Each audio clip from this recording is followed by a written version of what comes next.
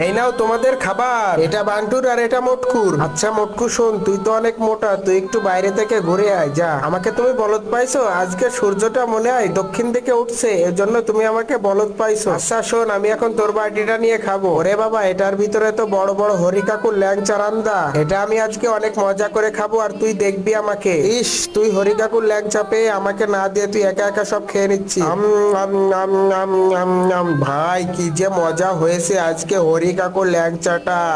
একটু ঝাল মাখিয়ে খেয়ে নি, সেই স্বাদ হয়েছে, একদম পুরাই সেই স্বাদ। আচ্ছা দেখি আজকে আমাকে দাদু কি রান্না করে দিছে। তার আগে তুমি যদি তোমার মাকে ভালোবেসে থাকো তাহলে একটা লাইক করে যাবা, আর যদি তোমার বাবাকে তুমি ভালোবেসে থাকো তাহলে একটা কমেন্ট করে যাবা। এই কথাটা কেন বলছি, কারণ আমার মা বাবা কেউ নাই, মা বাবা যার নাই সেই বোঝে মা বাবার না থাকার কি যন্ত্রণা। বন্ধুরা তোমরা আমাকে একটা সাবস্ক্রাইব করে আমার পাশে থেকে যাও। আরে এটা কি হলো ভাই, আমাকে পচা শশা রান্দে খেতে দিছে, এটা আমার